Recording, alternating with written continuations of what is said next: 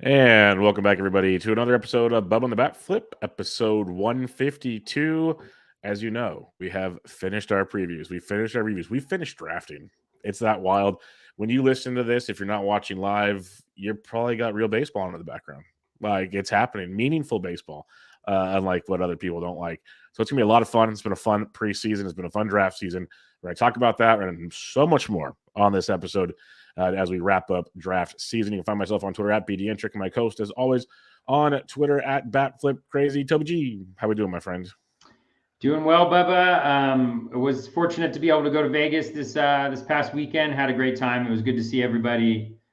Good to do drafts. I did 4 out of my 5 big drafts there. I had 1 OC last night, and after that, I'm all finished. I've been whittling down my leagues over the years. I think you I did had good too. You stayed committed to that this year. You did very good with that. I did. I'm a little proud of myself. I mean, it still seems like I have a lot because I have 7 Fab leagues, but one's TGFBI, one's BARF, and then I've got the 3 auctions, a main and an OC. But I think it was 2 years ago when I probably had my worst year too. I can't remember how many. I think I had like 14 or something like that Fab drafts, and that just was not an enjoyable experience. So last year I whittled it down a little bit more. This year I removed 2 drafts from what I did last year. So slowly but surely, kind of getting it down, being able to focus a little bit more, which is nice and all kind of part of the plan. So I'm excited. I'm excited for the season to start. It's wild that it's tomorrow. It is wild for sure. Like, I wrapped up my OCs earlier today on Wednesday. So my draft season's done. 23 NFBC leagues, but only 6 Fab. That was nice. My whole thing was, when I started drafting, I wanted to do like have one slow draft going at all times just to keep my mind fresh on what's going on. I was doing like $50 NFBC 50s. I wasn't breaking the bank. I just wanted to slow grow it to continue to watch, like getting ready for it. So come the heart of draft season, I was ready to roll. So yeah, it's fun. It's a shame because we love drafting, but this is what we do it for, to play baseball and watch it and make it work. It's a ton of work. And you guys know what Toby, like, he puts in the hours on this, like the Saturday night specials and all that good stuff. It's impressive. It's a grind. That's why he's successful. And, you get the Steve Weimers of the world, and these guys tell how, and he's obviously in the same chat as Toby with Rob and the robot. So, and I think he's slacking that one too. I can't remember. He's like he's an honorary member. Honorary He's an honorary member. By virtue of sharing a team with me. Yeah. There you go. But yeah, it's like these guys put in ridiculous hours. So it shows in the work. And yeah, it'll be fun to see how this year goes. Really, really, really looking forward to it. So on this episode, we do our final episode before the season's always player shares and some other goodies. So we'll talk about a few players that we have rostered in many of our leagues. Bold predictions, a few of those each, and some FOMO players, because that's the fun of this, Toby. We do all the research, we do all the work, we talk about the players, we do the drafts. You look back and you go, I have none of this player, or just like very, very, very little of this player. And I know I liked this player. I know I talked about this player. Or it's just those little things. And so we'll mention a few of those as well. So let's get into player shares. We'll talk about a handful of these. Toby, I'll let you go first. You can pick it, like you said before the show, it's a good idea. Just kind of mix and match. Pick who you want that you have high amounts of shares of. So I'll let you have the floor. Who is the first player you'd like to discuss on your player shares? Yeah, a player I have in 6 leagues, which is, I guess, 66.7% of my leagues. I also did 2 DCs this year. And a guy I have on 4 of my 5 big leagues is, and you're going to be sad about this, Dodgers relief pitcher, Brusder Graterol. He is my spec of the year. I think things are lining up. I think the Dodgers, they've either articulated or inferred that Evan Phillips will be kind of the high leverage guy, the guy that they want to have in critical situations. I think Dave Roberts, in his postmortem from last year, kind of alluded to the fact that they should have brought him in earlier in some of those deciding games. And so I think they want to have him as the guy that comes in to face the heart of the lineup. So I think he may get some saves. But the other options that have been bandied about are Brusder Graterol and Daniel Hudson. Now, Hudson isn't going to be back until late April. So it could be that he takes the reins. I mean, he was kind of the guy that was going to be the closer towards the end of last year before some injuries sidelined him. Graterol got a couple saves when Kimbrel was struggling a little bit. But I really think Graterol is that guy. He doesn't have the strikeout ability that you would generally think about from a closer. And so I think that's kind of the one strike against him. But he's been such an effective reliever for a long time. Well, I guess I should say like he was an effective reliever last year. But he doesn't really walk guys, right? He had 33 innings 2 years ago where he had a little bit of a walk issue, but outside of that, you're at 5% or lower. He does not give up hard contact. You know, he's only given up, he gives up about half a home run per 9. So 1 home run every 18 innings. He's got a 63% ground ball rate. He gets chases on pitches outside the zone. He throws with velocity. I think it's going to be his job to begin with. And I think if he gets the job to begin with and he's closing out those games, I see no reason why they wouldn't stick with him unless he blows it. And so for the price he was going at, I did 3 auctions and 2 snake drafts for my big drafts. For the auctions, I got him for $2 to $3 in auctions, which was a risk I was willing to take.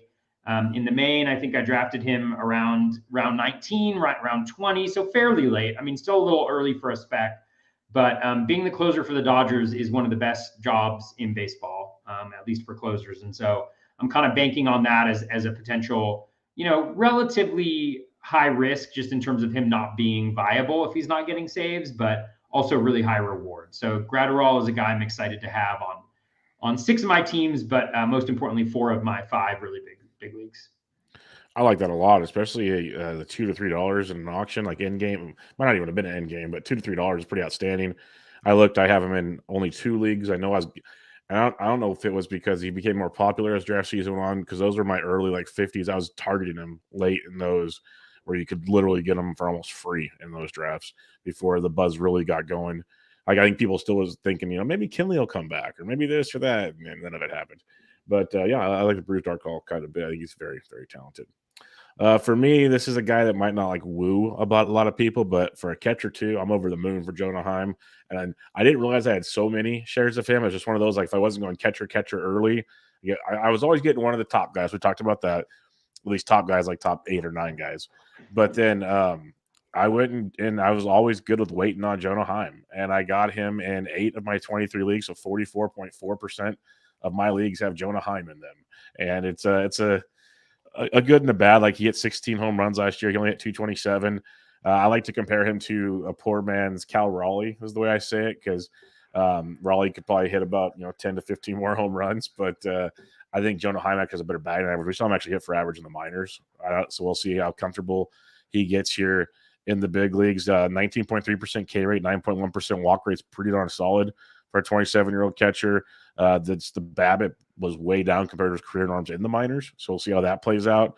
But his max EV was the best he's ever had. His barrel rate got up to 6.9%. Obviously, you want higher than that, but that was an improvement. His hard hit rate at 39.6, you want higher. Still an improvement. I just like seeing the strides he was taking to get better and better.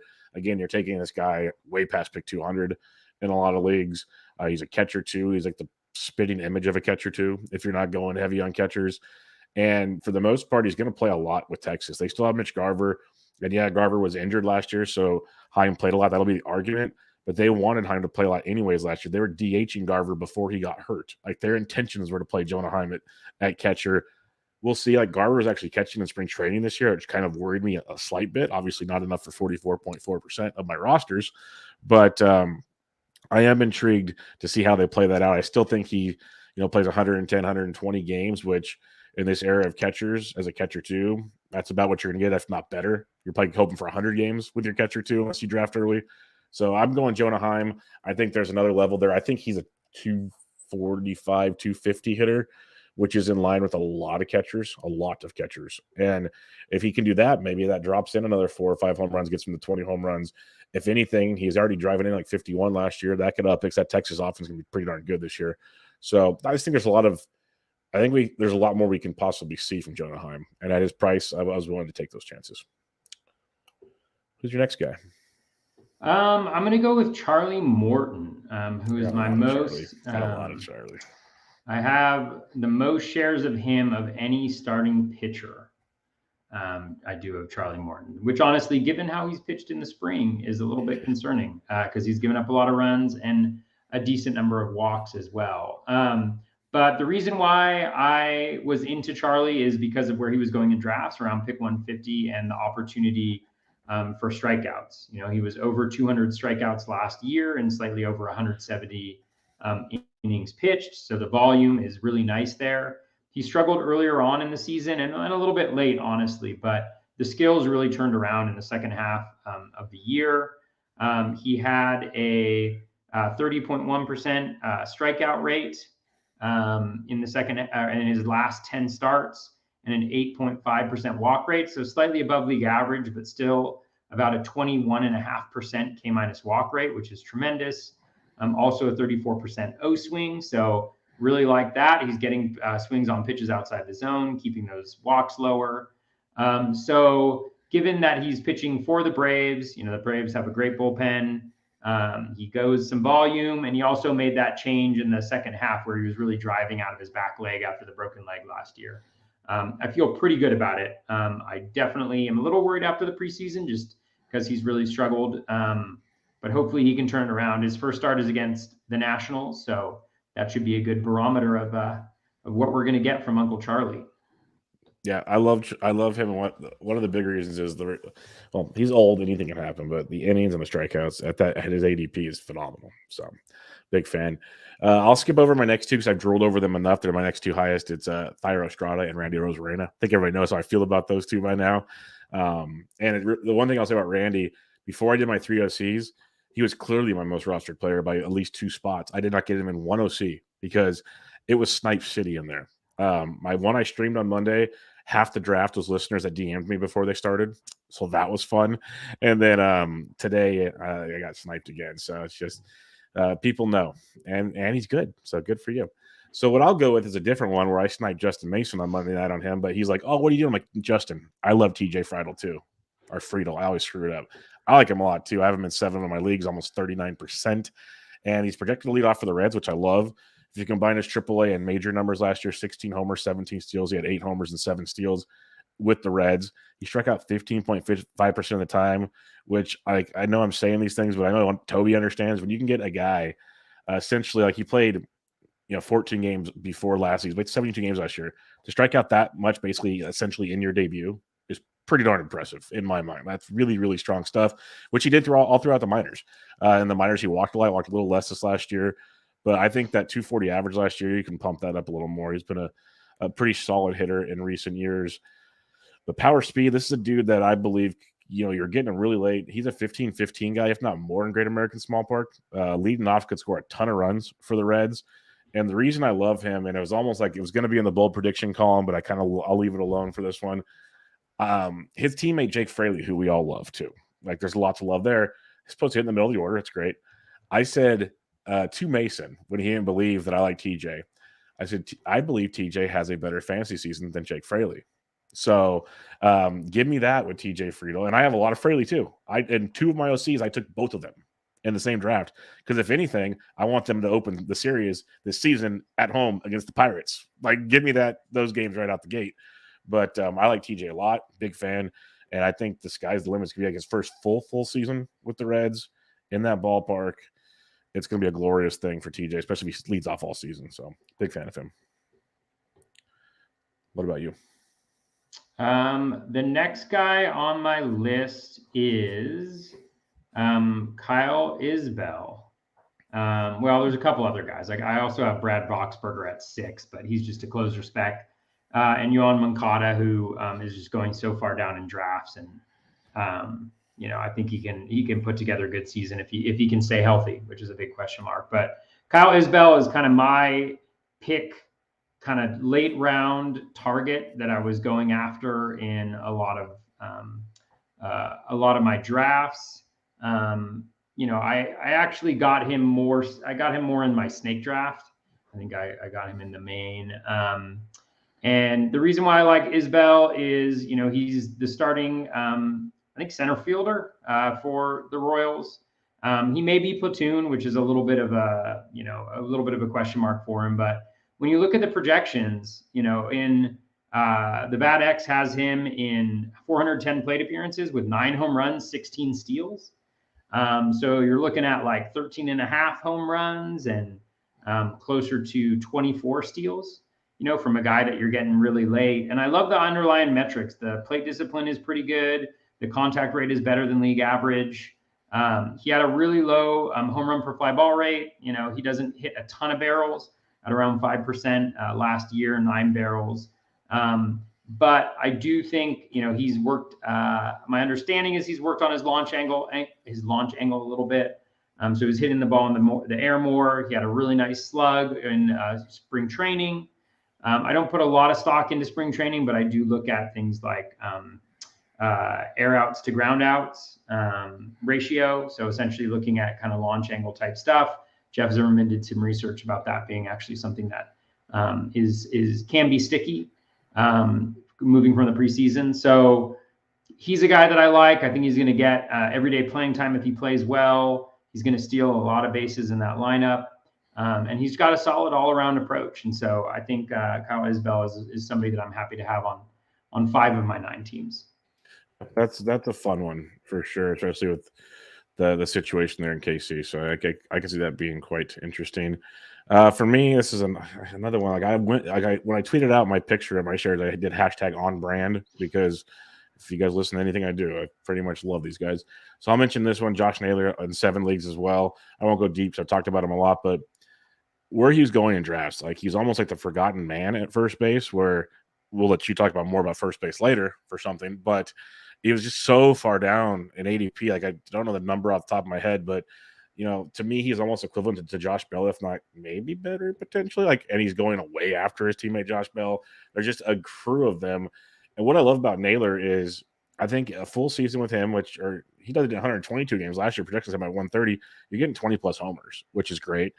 He mashes right-handed pitch. He stole 6 bags last year. Like, Bell and those guys don't steal at all. A lot of those guys that go around him. So you're getting a little bit of steals from your late first baseman, and he provides a decent average, 256. It's not great, but in this era of baseball, that's solid batting. Good plate skills, great power for a guy going that late in the draft. I'll say great power for him, and I just think he's a much better player than he goes undrafted. So I have him I've met either at corner infield or utility even on a ton of my teams. He's just littered throughout my rosters because they've said they're going to do their best to get him and Bell in the lineup as much as possible. So I know some people are concerned that's why he was falling. I can see that aspect of it. They're worried about playing time. I'm taking the chance is what it comes down to. I think he's going to play unless it's a week with a ton of lefties. Yeah, you might be in trouble.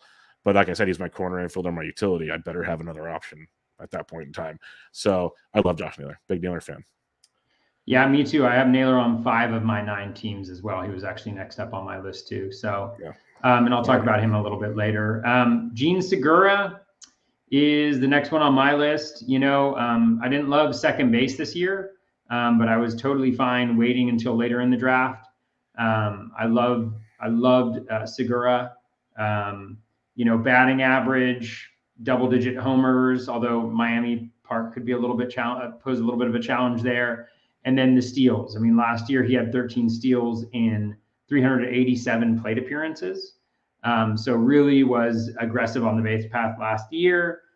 He's going to be hitting 6th for the Marlins, which isn't like the best thing in the world, but not the worst. It's actually a really nice stolen base position. Maybe he'll drive in a few more runs, maybe get a little bit more of a green light on the bases, and with steals getting a little bit easier this year. I like the possibility of him stealing 15 to 20 bases this year, which is really nice. And I had him as a pretty good bargain throughout drafts, and somebody I have on a number of teams. I think I have him on 3 of my 4 biggest teams. Actually, 4 out of 5. 4 out of 5 of my biggest teams. That's real nice. I like that quite a bit. We're kind of jumping around because I don't want to talk about William Contreras and Brian Bayo because, again, on brand on those ones, especially Contreras. So I'll do kind of something similar to your Graterol. This player I drafted on 6 teams, so 33.3%, a third of my teams, basically got Jose Alvarado. And what I did with Alvarado for multiple things, and if you watch a lot of smart people tweeting about it, if you just look like Stuff Plus or you look at XP FIP or whatever it is Alex Chamberlain uses, or just all these metrics that kind of basically say how good a pitcher really is outside of his main numbers.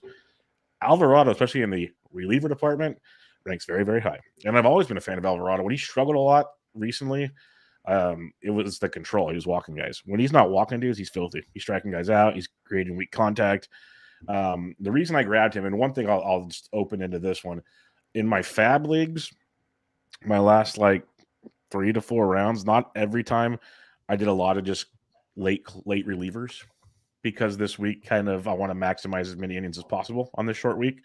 So I'll throw that caveat out there right out the gate. The other thing is with Alvarado, it's a mix of closers in Philly, and I think Sir Anthony's the guy for now. I'm not saying he's not.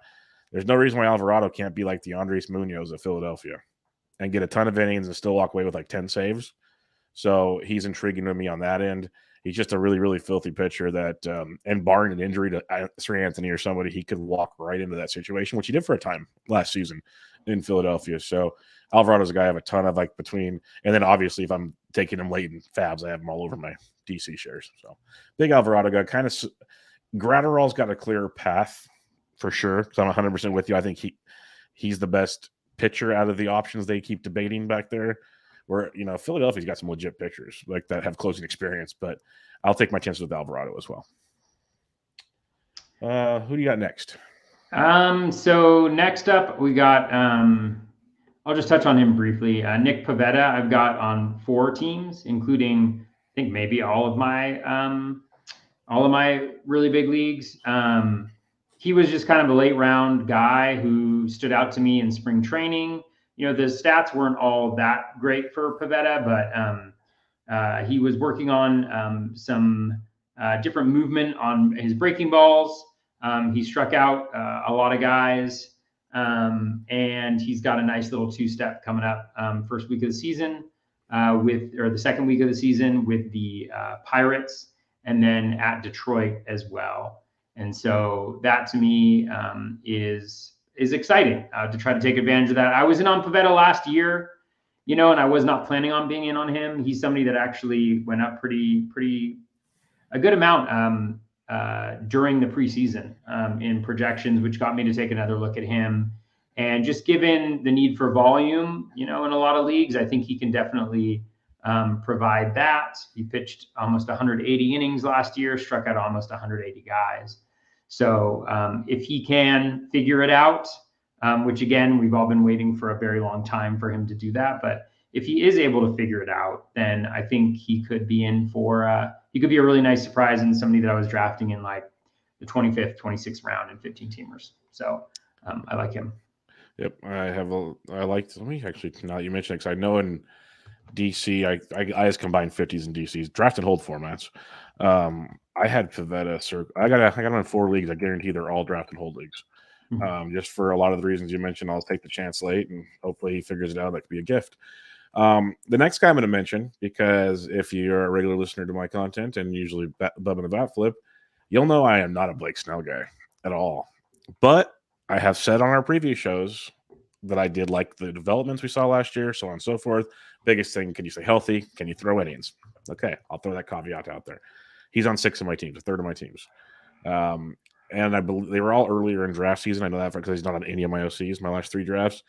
Not because I didn't want him, just the way the drafts fell. But what I like about what I'm seeing from Blake Snell is on the season, you know, 3.38 ERA, 3.21 xFIP, that's great. 128 innings, 24 starts. That's actually not bad for Snell if he can somehow sneak a few more. But 171 Ks and 128 innings pitched, that's an electric factory. 32% K rate, 22.4% K to walk. The walks are still a bit of an issue. But here's what I really, really like to see from Blake Snell. He got the late start to the season due, of course, to injuries. But he pretty much, for the most part, stayed healthy for most of the season. But from All-Star break on, July 23rd on, he had a 2.19 ERA, 2.73 xFIP. He went 7-5 in 14 starts, 105 Ks. He went over 5 innings, which for Snell's great. 1, 2, in 12 of his 14 starts, basically 6 or more. It looks like 10 of his 14 starts. That's what we're looking for from Blake Snell. And that K to walk went up to 27.3%. Like, he became a very, very good, like almost looked like he was returning to the Cy Young form. And didn't get that far. I'm not going to be crazy. but you're also not paying a premium on draft day with Snell. And that's what I like about Blake Snell. He could be your third or even fourth pitcher, depending on how you draft. And we've seen him be a Cy Young pitcher. And if he can pitch 3/4 of the season the way he did after the All-Star break, let alone the whole season, he's worth third or fourth round pick, and you're getting him much later.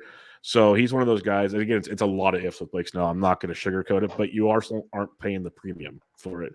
So I took those chances on Snell earlier in draft season. I was willing to gamble a bit because also if you kind of miss on early pitching, even when he's not pitching many innings, he's striking out a ton of guys. His strikeouts are just elite, and that's one thing that are hard to find the deeper in drafts you go. So I have a third of my teams have Blake Snell on them, which might surprise many people. Let's do one more each here, Toby. Let's have a little fun. Who's your next shares person? All right. The next, I'm going to share a group of guys. Okay. Share a group of guys that are kind of the core of my teams because they're not like the first round picks, the second round picks, the third round picks, but they're kind of guys that are going towards in a little bit of higher rounds, but or like, yeah, higher rounds where you're paying a hefty price for them and you're really expecting that they're going to carry your team. And so the first one is Tyler O'Neill. I have, I think it's 4 shares of Tyler O'Neill. I have him in 2 or 3 of my biggest leagues. And the thing that I love about Tyler O'Neill, you know, last year he had this god-awful season, terrible, no good season, and he still hit 14 homers and stole 14 bases.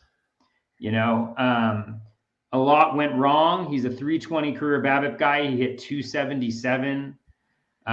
He's a career 21% home run per fly ball rate guy. He had a 15.6% fly ball, home run to fly ball. He was injured all season long. He's going to play. He's going to play every day. He's a Gold Glove caliber outfielder. And I think if he plays every day, he's never had more than 537 plate appearances. But in those 537, he had the 34 home runs, the 15 steals. I think he can be a 30-20 guy with a 250 batting average from the middle of the from where he's being drafted. And I absolutely just love the power speed combination from him. So again, even if he repeats last year where he goes 383 plate appearances with 14 and 14, you know, I can live with that because I can stream in replacement value for the remaining, you know, 250 plate appearances. And when you combine whatever that is with whatever he produced, you're still getting a really good player there. So that was player number 1. Player number 2 is Ryan McMahon. I love Ryan McMahon this year. He improved his contact rate in the second half of last year. He improved his plate discipline in the second half of last year. The hard hit rate surged. He's going to be hitting third in the Rockies lineup. He's going to get second base and third base eligibility most likely. Last year in kind of an off season for him as well. He still hit over 20 home runs. I can't remember if it was exactly 20 or not. I'm bringing it up right now. The true test. He hit 20 home runs last year in 600 plate appearances. He hit 23 the year before. I think he can at least repeat that. But if he continues those contact gains, I think we're going to see even more from him. And it was kind of ridiculous. He had 600 plate appearances and only got 67 runs and 67 RBI. And so I think there was some bad luck there when it came to the counting stats.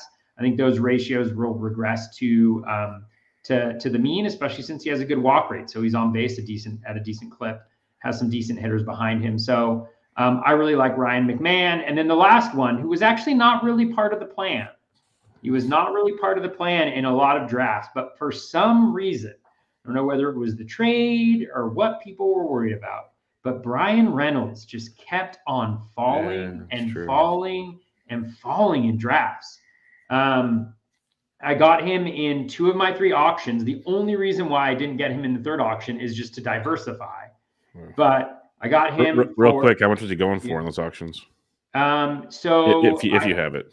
Yeah. I got him for I think $15 in one and $14 in the other, or $16 in one and $15 in the other. I think it was $16 that I got Tyler O'Neill for in one of the auctions, and $15 for Brian Reynolds, and $14 another. I could have gotten him for 15 in the next draft, and I just didn't because I wanted to diversify.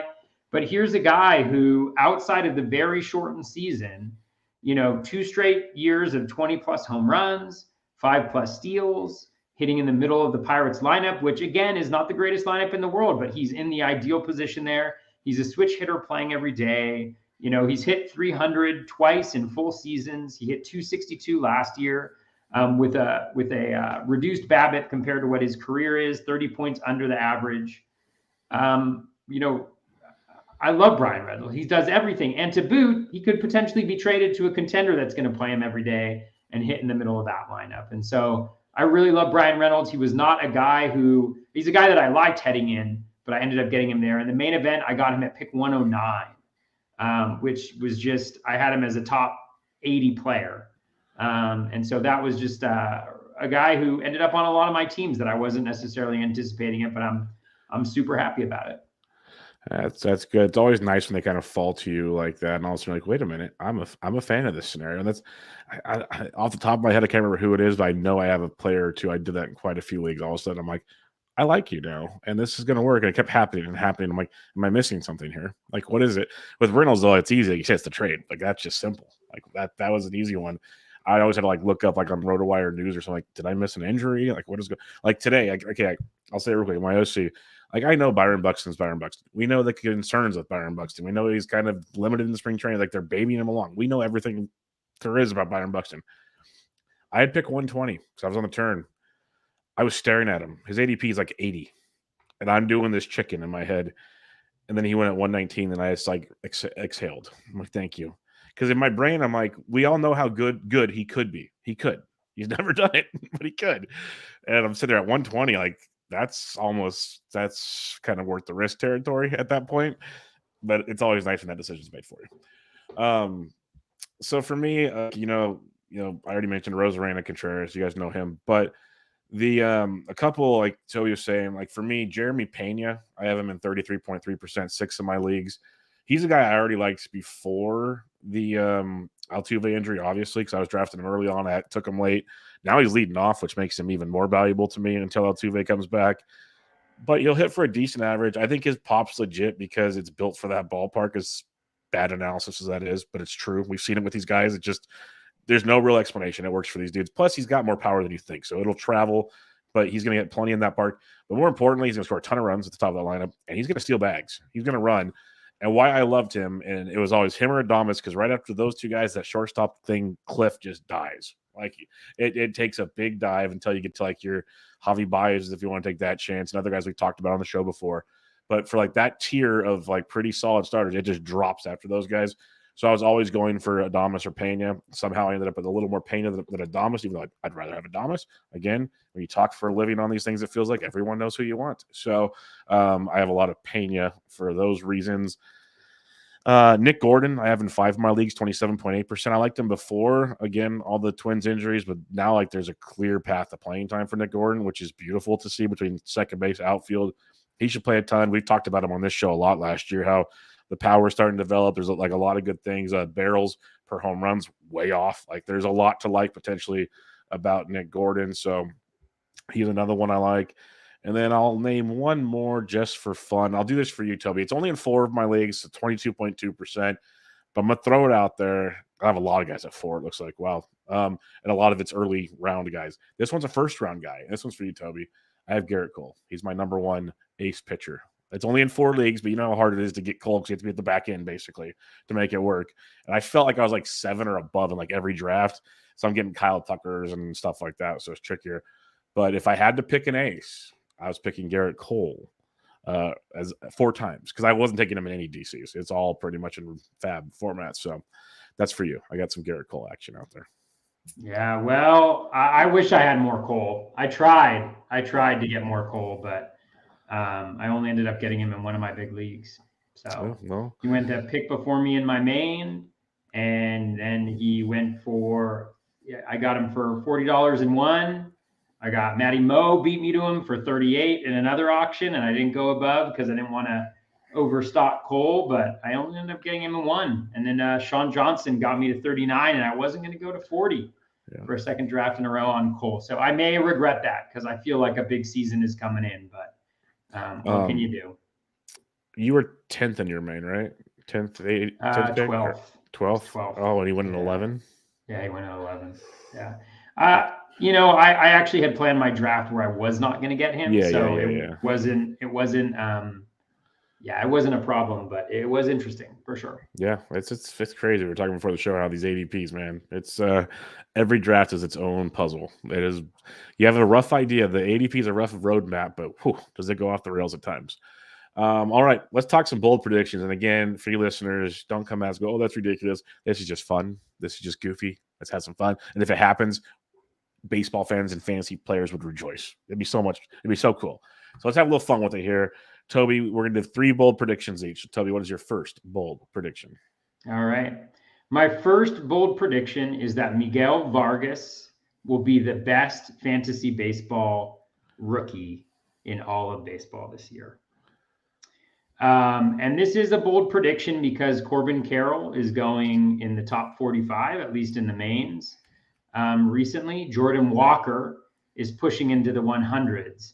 And honestly, I don't understand. I mean, I understand the Carroll thing. I don't necessarily understand the Jordan Walker thing. Obviously, I think Julio excelled last year. Julio has had a very different level of success than Jordan Walker previous to him making the big leagues. If you look at the projections, so if I actually take 600 plate appearances for each player, Miguel Vargas was one of the few players that I actually adjusted his playing time up because it's clear that he's the starting second baseman. He's playing every day. So I bumped it up to 550, which made him like player 120, 130. If you give each player 600 plate appearances using the projections, you just using the projections, which are not foolproof, obviously, but just using the projections. Player number 95 in all of baseball, Miguel Vargas at $15.79. Mr. Corbin Carroll with 600 plate appearances, $15.71. Player 96. And then who knows where Jordan Walker is? I'm scrolling and scrolling and scrolling. Player 166 with 600 plate appearances. Whether that'll be the case or not, I don't know. I mean, these could be totally wrong. I do think the Walker love is interesting to me just because there is not a single projection system that likes him, at least close to his draft cost. The projection system that likes him the most is ATC, and it has him hitting 254 with 13 homers and 12 steals in 523 plate appearances. So it's not a terrible line, but I don't think it's enough, and I'm a little worried he's going to strike out a bit too much against good pitching. So that is my first bold prediction. Miguel Vargas will be the most valuable fantasy baseball rookie in 2023. I hope you're right because I took him in the last 2 drafts. I got him in a couple drafts too. Let's do it. I'm with you on that one. I like it a lot because he's first base. He's going to get second base eligibility. So just all the goodness all over the place there. My first bold prediction, this is another on-brand move, and I got sniped so many times in the last couple of weeks on this player. So, man, I love you. I love you, listeners, at the same time. Sometimes I'm very angry with you. You took my boy. You can take a lot of people from me, but you can't. Rowdy Tellez is just mean. It's just mean. It's cruel. We resemble the same figures. He's from Northern Cali. He's from the Sacramento area. Come on, let's go. Yeah. So Rowdy Tellez, and I've said this in a roundabout way on other shows. We saw the year last year with 153 games, 35 home runs. The average is down. The BABIP was horrific, but you look at the quality of contact metrics, through the roof. Amazing stuff. It's what you want to see from Rowdy. All the X stats say massively unlucky, blah, blah, blah, blah, blah. So I'm planting the flag on Rowdy because he's going to play a ton. They played him versus lefties last year. As long as they can do that, he's going to play 150 games. Projections have him around 130. So that's boost those up, folks. That's some confidence in the big man. Hit 35 home runs last year. Again, kind of unlucky. Let's be honest about it. I have Rowdy Tellez winning the National League home run title. I could have left it at that and walked away. That's bold enough. But you guys want bold. He does it with hitting over 50 home runs. Rowdy Tellez goes big boy this year. You guys had fun with Aaron Judge. Can you imagine that tubby guy jogging around basics, smiling, all the time. Like, give me some Rowdy Tellez. It's going to be glorious. So that's my bold prediction. Rowdy Tellez wins the NL home run title. You can end it there if you want. If you really want the juice, with over 50 home runs. So that's what I'm going with. Nice. All right. Bold prediction number 2, probably not surprising for those who know me or know that I drafted him at pick 19 or that I'm wearing my Phillies hat today. JT Realmuto bests last year's 2020 and goes 25 as a catcher and is a top 5 player overall in fantasy baseball. The reasons for this are simple. Number 1, I think the projections are under projecting his plate appearances. He's at about 550 pretty consistently through all of the projection systems. But I think, one thing that I haven't heard a lot of people talk about, and I could just be making it up, is that with Rhys Hoskins being out for the year, it opens up additional plate appearances for JTR down the stretch. And he used to play first base from time to time, too. He used to play first base. It's been done before. Interesting, yeah. So maybe he plays first base against lefties, right, in the first half of the season. Maybe in the second half of the season when Bryce Harper comes back and he's at UTEL, he's hitting first base against those lefties. So I bumped up his projection to 585. He's still under the 25 mark. This has to be a bold prediction. But last year, JTR hit 22 home runs on 44 barrels, which is a 50% home run to barrel rate. You bump that up to the league average of about 58%. You're looking at 25 home runs. And then from a steals perspective, and I want to give a shout out to good friend James Anderson, Smart Fantasy Baseball Mind and Baseball Mind in general. We were talking in Vegas, and he was highlighting how good of a base stealer JTR is. So I went and looked at it, and lo and behold, JTR has close to an 82% success rate in the major leagues with the old stolen base rules. I think with the new stolen base rules, the bigger bags, the limit on pickoffs, him being just a super smart baseball player, I think we see him hit 25 steals, and he goes 25-25 with a really good batting average at the catcher position in the heart of a Phillies lineup that, while not as good, is still a good lineup and will be really good in the second half. So I'm really happy to have JTR on 3 of my 5 big teams. Yep, that's understandable and expected on this show. And it's ironic because we kind of filled I didn't fill out the sheet on time, and I have it on the side. And my second bold prediction is one of my guys as well. So it's only fitting. And I do this because I've heard so much, he's got no power. The power's not legit, blah, blah, blah, blah, blah. Thairo Estrada hit 14 home runs last year, stole 21 bags. Projections also don't have him playing nearly enough games. The dude really is going to play, I think, almost every game, barring an injury. Like, they got him playing all over the diamond. They've got him, I think, versus lefties, he hits towards the top of the order, especially with Slater hurt. Versus righties, he hits like 6th. Like, he's going to be everywhere in that lineup. So my bold prediction, the stolen base part might not be that bold because he had 21 steals last year, but hey, I could up it if you feel like it. He goes 20-25 this year.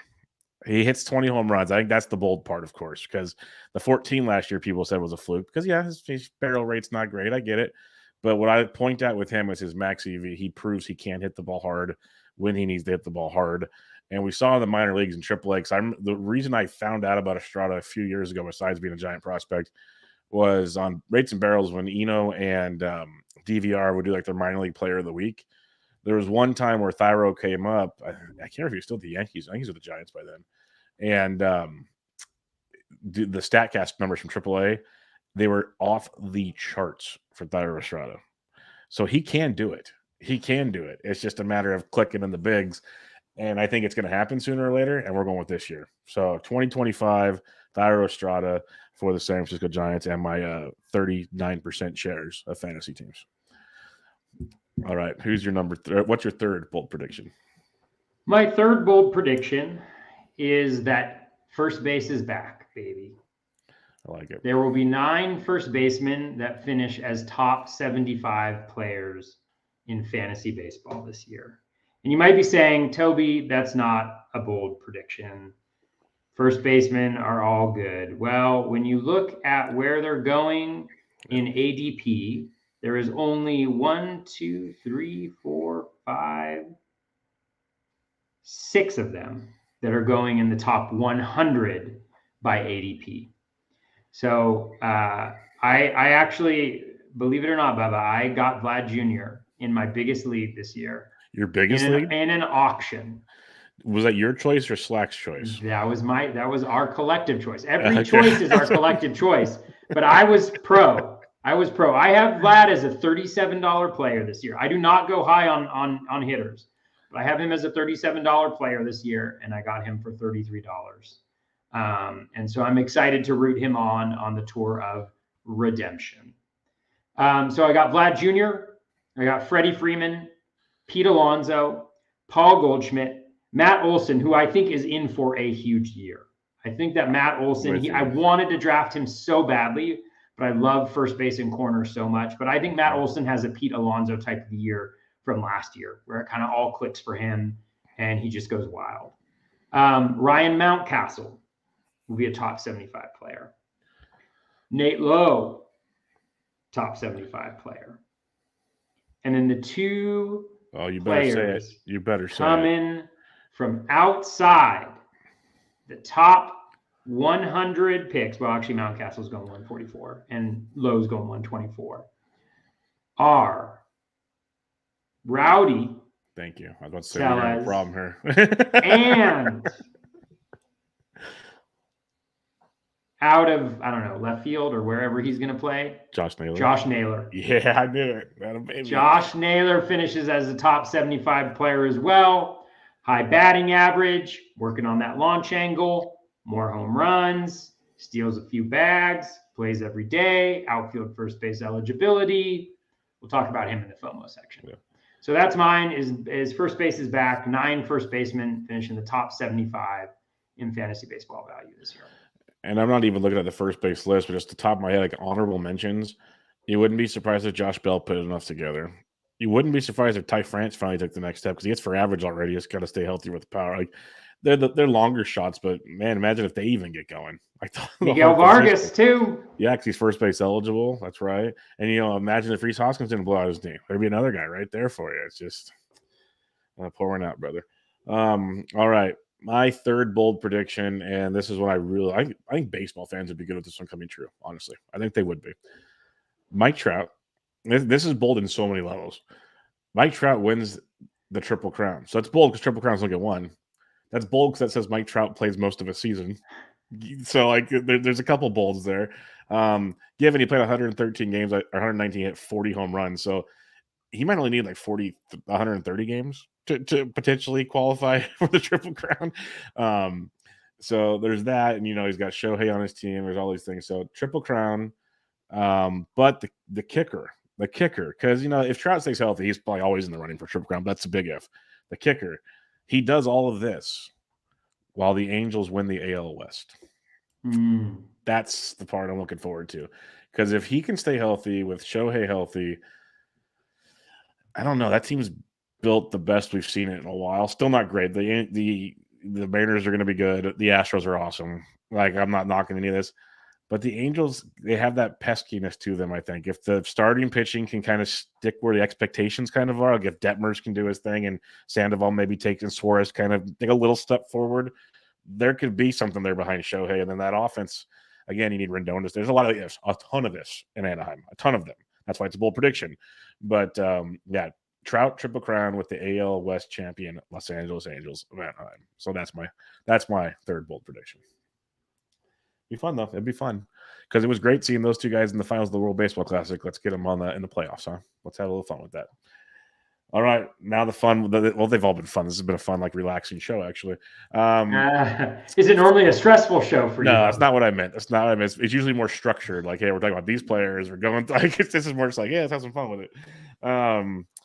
FOMO, and we all have FOMO. And I'm glad you mentioned this because we were just going to do the first 2 topics, and you're like, hey, throw some FOMO out there. Yeah, it's a good call. Good call. So who's your first? We're going to do 3 each. I know I doubled up on one. You probably might have a couple too. I don't know. What's your first FOMO? My first FOMO is a significant FOMO, Bubba. I'm not quite sure how it happened, but I don't have a single share of Dalton Varsho on any of my 5 big teams. I almost put him on mine because I don't either. I love catchers. Yep.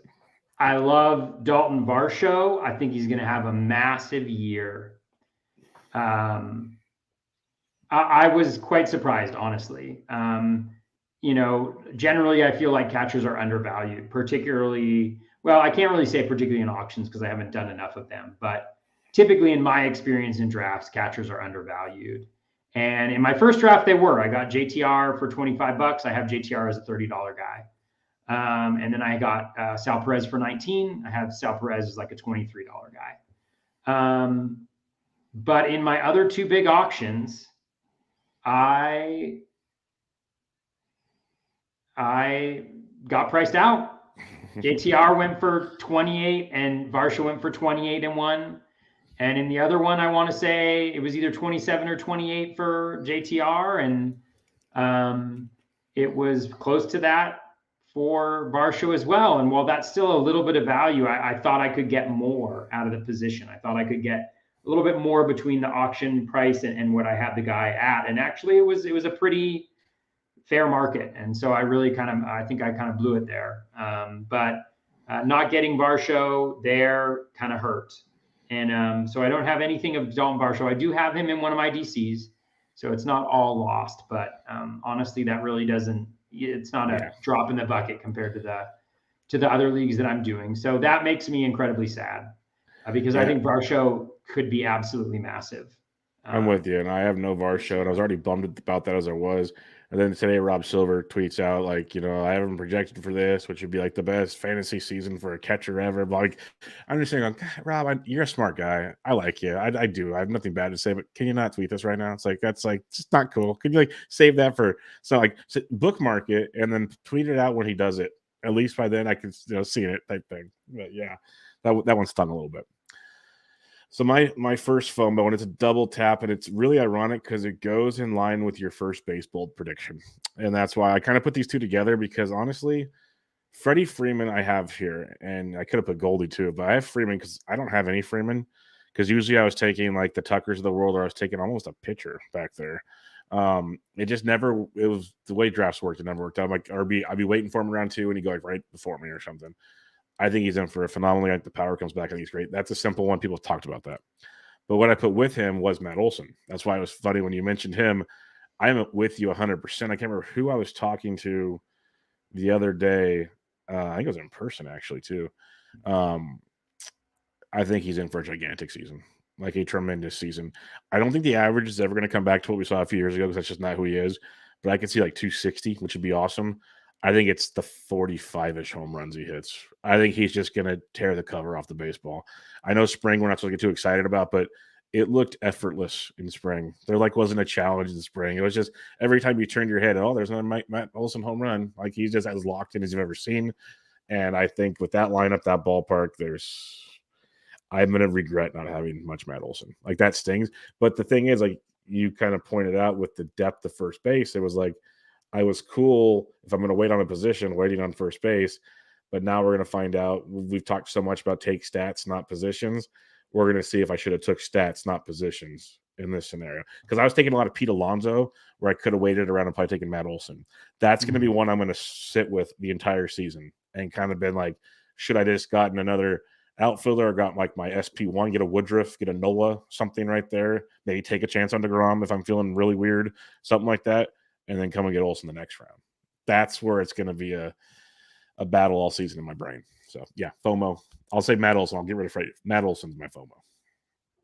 Well, you mentioned Freddie Freeman. I actually have him on 2 of my 5 big teams. There you go. I think to get a batting average like that, it's so beautiful, man. Like, I know you talk about it a lot. Ryan actually talks about it a lot. It's such maybe just everyone kind of knows it, doesn't talk about it. It seems like it's a very, like, underappreciated thing that Freddie Freeman does. And that's why, like, and when you explain, that's why he gets drafted so high. Like, he's every single season, it's like 290 or higher, usually over 300. That's what he does. Like clockwork. He is such a unique profile because he does that. And he also steals 10 bases, and he's got a little bit of pop. He gets on base a ton. I just really wanted him this year. I felt like he was a great start. And believe it or not, in my main event, I went hitter. to start off with. I'm so proud. I did not draft. I went Freddie Freeman, JTR, and then I hit Gausman, Bieber, and Ray in my next 3 picks. That's the beauty of the pitching pool this year, though. Like, you can do it, and I remember when we first started doing our previews, and you're like, I still don't know. I don't know. I'm gonna look at it, but I'm like, you just look at the depth of pitchers after like the top like elite 3 or 4. It's a pool of a lot of similarities. You could pick what you want. You want more strikeouts. You want this, but a lot of similarities in this pool, and it's a huge pool this year. And I think he did pretty well getting the 3, 4, 5. My wife just made a cameo on the pod. It's only fitting. It's only fitting. Yeah. Took 152 episodes. yeah. Took 152 episodes. Okay. Who's your next FOMO? My next FOMO is Spencer Strider. I like Spencer Strider, not as much as some people. I really liked him. And I got 0 shares in all my leagues, I think. I don't think I got Strider in a single place. Is that right? That must be right. I think it has to be right. And that's painful, honestly. Yeah, that sucks. I really like him. He was pretty much my SP2 by the end of draft season. It took me a little bit to get there, but it was mostly because I wanted to see spring training and see how he was doing. You know, he was great. But yeah, I don't have a single share of Spencer Strider, and that is that's a mistake. So yeah, I'm with you. I have one Spencer Strider. I have one Spencer Strider on a DC, but still. Not what you wanted. Oh no, I have him in TGFBI. Okay. There you go. My second FOMO, and this is more of like, I still believe in the concerns, but I'm starting to buy more into the risk reward factor of O'Neal Cruz. The batting average is terrifying. I get it. But the talent level, the potential for power and speed that he brings to the table at a position we've talked about gets kind of dropped off at a certain point, and you're not paying a premium for him. The more like I went through drafts, and then he started going where people were taking him ahead of me anyways, even if I tried to circle him. But earlier in draft season, I could have got some shares of him probably. And that's one of those, I think, similar to, I just rooting and watching players. You want to see them have fun. I'm going to, like Matt Olson, if O'Neal Cruz has a big year, it's going to sting. It's going to sting a lot because I let my bias see of a guy that has a horrible plate discipline, which he does. He does, but it improved a little. That's me just probably trying to convince myself. But the talent level is legit, and that might be one. Like, unlike Wander Franco, who I'm still a believer in, like he's got to prove it because he's shown no signs of it to me. I think he's a better real life player than fantasy player. O'Neal Cruz, I think, is probably a better fantasy player than real life player. Is the way I see it, and that's the kind of guy I should be taking chances on in drafts. And that's kind of I got too hesitant, too cautious, and that's FOMO for me is O'Neal Cruz. Yeah, I think he's going to be great. I think he's going to be really good. Yeah. Who's your third FOMO? My last one is Josh Naylor. Now I have Josh You have Naylor a lot of shares. I have a lot of shares. I have him on 5. I have him on 5 teams overall. I have him only on 2 of my big leagues, and they were both the snake draft ones. I did not get him in a single auction, which are typically my biggest leagues. And I messed up. I just messed it up. And there's nothing more to say about it. I love Josh Naylor. He was going for $5 or $6 in the auctions. And I just played the cards wrong. And that's sad. Yeah, no, I get you there. My last one is, it's a similar name to the last one too, in a roundabout way. Tyler O'Neill. You mentioned him earlier. This one's going to sting because I don't have any shares of Tyler O'Neill. I looked up 0 shares of Tyler O'Neill, and I was trying for him in every OC. I had him circled. I was willing to push him up. It didn't matter. People were pushing him up as well. Once I kind of saw he was healthy, once I saw he was going to be the regular center fielder, probably everybody else saw the same thing, obviously. That's the blessing and the curse of doing drafts right at the end is early on you can take the specs. For now, we kind of have an idea. I think he's going to do for a big bounce back. He's healthy. This is a 2020 type dude, maybe even more. Like there's the power, maybe it's 30-20, 30-25. Like he's a very, very talented player. So this is going to sting. Here's another one. Like there's a handful of guys that we talk about it like when we recap seasons where it's you look at guys that win leagues and then it's like, man, I picked all these guys, but these like two guys were different type situations.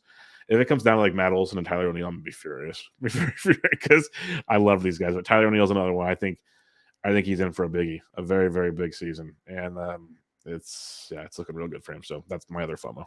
Let's hope so. Guess what, Bubba? That's why I laughed when you mentioned him. I was like, yep. Bubba, some breaking news. Ooh, what do we got? Our beloved Sacramento Kings have made the playoffs for the first time in 16 years. And they're the 3 seed. Light the beam, baby. Light the beam. I loved when you were saying that with Jen Stead on the RotoWire show. Light the beam. He's a Warriors fan. Light the beam, baby. Yeah, that's beautiful. Like they've got me watching games again because I miss going to watch them play. And this team's fun, young, fun team. It was cool because I had it on in the background. A lot of people flew to the game. They bought like the whole section behind the Kings bench. And as the Kings were walking off the court, they're getting a standing ovation. It was pretty cool. The Kings were like high-fiving them and stuff. Cool. That was cool. It's like the old days. Like I remember when Arco was rocking, man. Like it was literally the best fans in the NBA for a reason. It was a wild experience. Weber, Peja, Vlade, Christie. So it's a fun group. It's a Mike fun group. Bibby, Jason Williams before Mike Bibby. I mean, it was some great times. Yeah, I'm taking the kids to their first game on Sunday. Awesome. Yeah, so they're super excited. Like kids come home, want to play like Nerf basketball in the hallway and stuff like that. So that's awesome, man. That's what it's all about right there. That's sweet. And you're not going to be tired at all because you won't be doing Fab the night. Well, you will be doing Fab the night before. Never mind. I'm just kidding. I'll be doing Fab the night before and at night after the game driving home because it's during the game. Just watch the game. Focus on the game, kids. Dad's over here. Yeah, I know. That's awesome. So, should be fun. All right, we got a couple listener questions, and then we'll head on out of here with episode 152. Our buddy J-Dub the Gamer. Expectations for Brendan Fott. For me, I'm just kind of in limbo because I don't know when he's coming up. That's my problem. Yeah. I think he's super talented. Everything I hear, he's super good, super talented. I think the question is he out for a couple weeks or is he out for longer? You know, how does he pitch when he's down there? I assume that he'll do well. So he could be up quickly. So it's just a matter of patience and figuring out whether you have that. I think he can be effective. Let's see what we got. Just from he's very, very good. It's 100% because they put Dre Jamison in the bullpen, which is interesting. Like they didn't even send him down to keep stretched out. So it almost was like Fott would be the first guy up potentially, but you don't know what their D-backs are going to do. Totally. The projections seem to like him. I mean, as far as projections go, high 3s ERA, 1-2 whip, about a strikeout per inning, which is about as good as they get for rookies. So, you know, if you have him, I guess you're holding on to him or seeing how things play out. If he's on the waiver wire, you know, you can shell out a little bit to pick him up this week, see what happens. But it'll be interesting. It'll be an interesting early storyline to see whether they're just holding him out a couple games a couple weeks or it's something bigger than that. Yeah, it's either going to make drafters that took the chance on him look really, really smart, or it's going to sting really, really bad, and they're going to drop him. They'll probably come up the next week. So that's what it'll be. Another show. Sorry, I know people don't care about us, but now they're showing at the Golden One. There's fans are partying outside the stadium right now. Yeah, it's wild. Time. It's like the old days, man. It's wild. It is. Our buddy MS at SMMS79. My bold take would be the Nationals aren't a total doormat this year. Feels like they have a funky mix of misfit toys that might get 60 wins.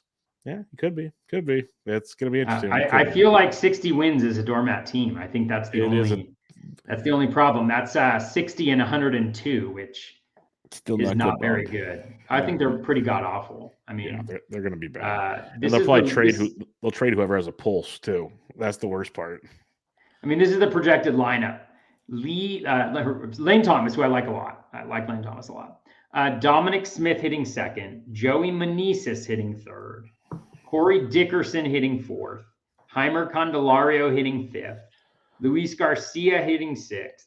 Kybert Ruiz hitting 7th. CJ Abrams hitting 8th, and Victor Robles hitting 9th. Oof. Yeah. Yeah, that's going to be a little. That's not to mention the starting rotation. It's going to be a no for me. Not to mention that starting rotation with Patrick Corbin leading the way.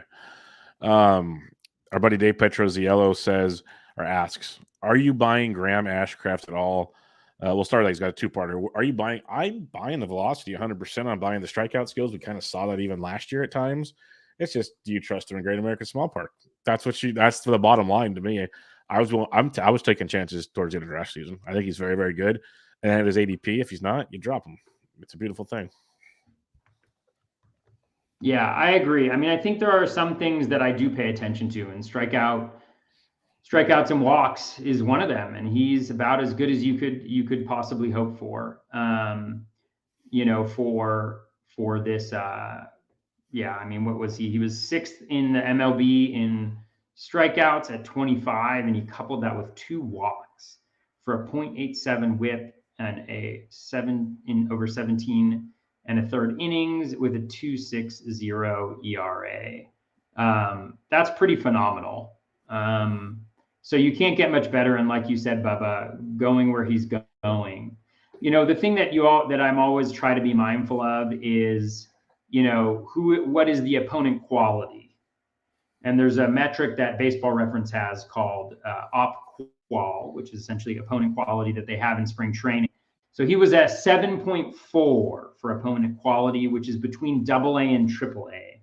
So the average hitter he was facing was between AA and AAA. And I think that's why it's so challenging to believe in some of these metrics, right? And to make huge shifts in value because of them. I do think what Ashcraft did deserves that, but that's why I have such a hard time with hitters that do really well. Like, it's really hard. I'm not really focused on like the production per se, but some of the changes, like they don't even do ground ball rate in spring training. So it's like ground out to air out ratio, essentially.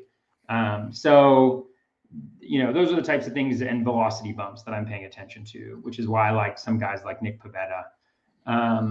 But yeah, I don't see a reason why not to. His other question, if you like velocity bumps, I got one for you. He says, what about Reed Detmers and Clark Schmidt? Can they come close to matching the expectations with all the helium they have gotten? I like them both. I took Schmidt today, actually. I didn't have to pay extra for him either. It's going at his normal ADP, which is nice. But and he's got that Giants matchup in week 1. It's worth every draft pick right there.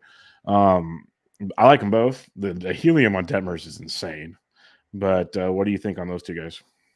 Yeah, Detmers, he hadn't thrown in front of StatCast. He did the last 2 times, and there was that velo bump, and I believe in velo bumps. I'm hoping it's mean to say I'm hoping he doesn't do as well, but I don't have any shares of him. I was not willing to pay the draft cost for him either in auctions or in snake drafts.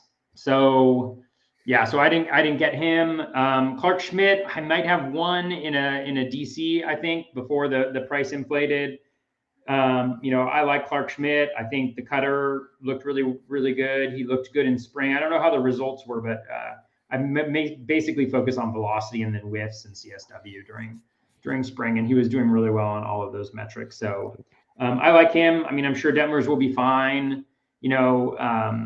I think the walks will be interesting to see what he's able to do in that front. And the Angels don't have like a huge history of great pitchers outside of Ohtani. So we'll see how they do. Yeah, it's interesting. The development with Detmers from just last season, coming back from the minors, the slider usage to this offseason, now with the velocity, he's got the developments looked great. Yeah, let's just see how it works, the whole way through. So I'm with you. I was buying in. The new price is getting a little tougher to buy in. And Schmidt, I'm with you as well. So it's fun. We'll see what happens. Dusty Wagner threw a shout out to keep up the good work. He likes what we're doing. Wants to get me in Vegas next year. That's the plan. I've been planning on going the last 2 years. Something always comes up.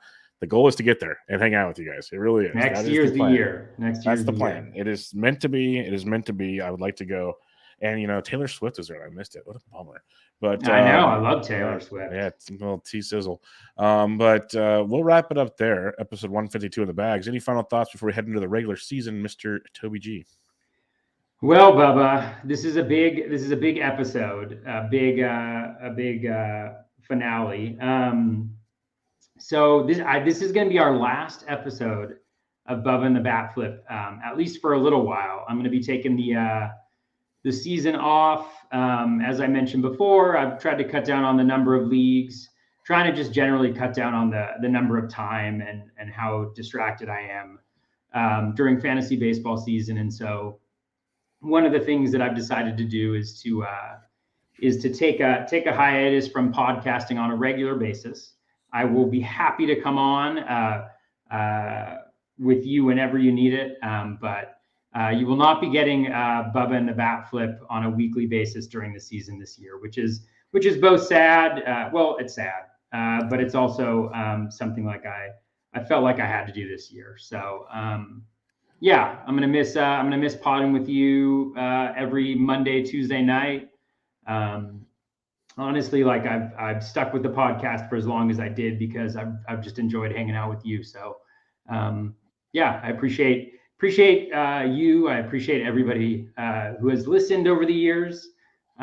It's been a great ride, and who knows what the future holds, but it's been really great. So I appreciate it. I appreciate you, and yeah, I'll miss it.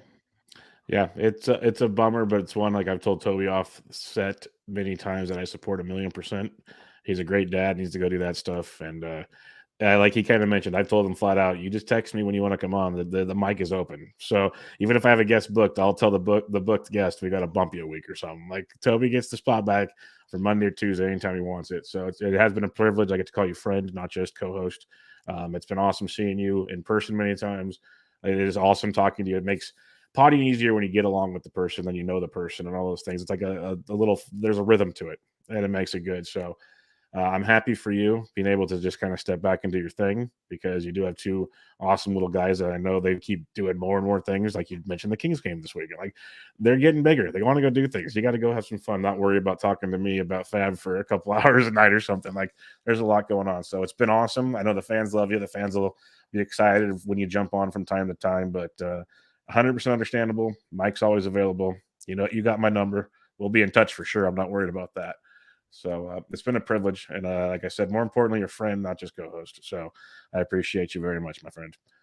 For sure. And Bubba, I appreciate you listening to me talk so damn much over all these years. I mean, geez, it takes a special kind of patience to listen to me rattle through all those metrics and go off on tangents here and there. So it's made me, I don't know if better player is the right word, but better analyst, because I know you'll remember, and maybe if listeners have been with us from the beginning, 152 episodes, folks. It's been a while. If they're from the beginning, I still make fun of now. I was a caveman. You talk Savant. I used to have to text Toby, like, how do I even like find the spray charts on Savant? Like I'd be doing all kinds of things. He mentioned metrics. I'd have to like write down so I could look them up later because I had no clue what you're saying.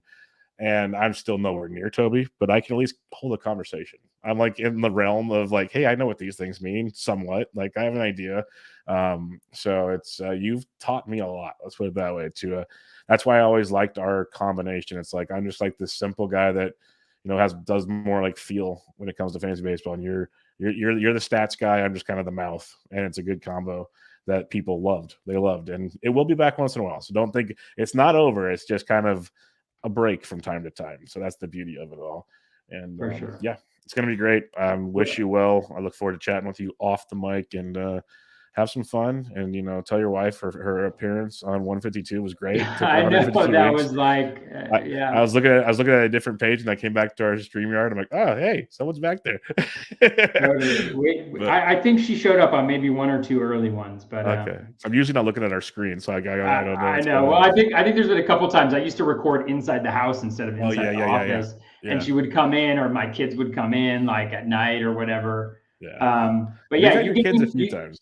Yeah, you gave me my first shot. The first time I was ever on a podcast was you invited me on a podcast. I wonder which bench with Bubba that is. We should figure that out. But you invited me on a podcast, and you've done that for so many different people. Like giving them that opportunity. They're up and coming. Like when you're first starting out, like you just want to be able to share your ideas and talk baseball with people, and you giving folks that opportunity and and giving them an opportunity to kind of share their perspective and kind of their unique talents that they bring to the equation. So kudos to you for that as well. And I know you'll keep doing that and keep producing great content. The first pitch, I look forward to listening to your voice every morning, on the drive to work. It's going to be great. The response to that's been shocking. I've only done 2 episodes, but my goodness, that was a shocking one. So that's gonna be a fun season too. Yeah, there's just a lot. I love doing this. So it's like I won't say yes to everything, even though it seems like I do. Trust me. But if it's the right situation, the right people I like to work with, and whatever, it's I'm open. My ears are open, at least. That's the way it works. And Nick's a great guy. We know Nick, so it works out really, really well. But again, we won't keep doing it. It's like this is the thing. This is us. Like we could talk all day. I don't think the listeners need to. We could sit. They love to hear this sappy stuff. Bubba. They tuned in to get emotional tonight. Hey, what I'll say is once we started talking about this, our listeners that are live have gone up and they haven't left. Usually by now they're off the air. So sometimes they want to realize we actually are human beings. It's not just reading a computer screen. But we'll wrap it there, though. It's a pleasure, my friend, and I look forward to whenever it is, year, month, 3 years, whatever it is. There's no standard time, but I'm looking forward to putting you on the mic once again. But on that note, Toby will still be on Twitter once in a while, on Twitter at BatFlipCrazy. Once in a while, he's taking a step back from that too. He's doing the good thing, so I'm jealous and happy for you at the same time. You're gonna love the decision you made. Follow him on Twitter at BatFlipCrazy. I'm on Twitter at BDentric, and I will be back with you next week on another episode of Benched with Bubba. And Toby, someday, you'll never know. Just someday he'll just show up. I might not even tweet it out. It'll just be like a surprise. He'll be back. So you guys have a good one. This is Bubba the Bat Flip, episode 152, the grand finale. Catch you guys next time.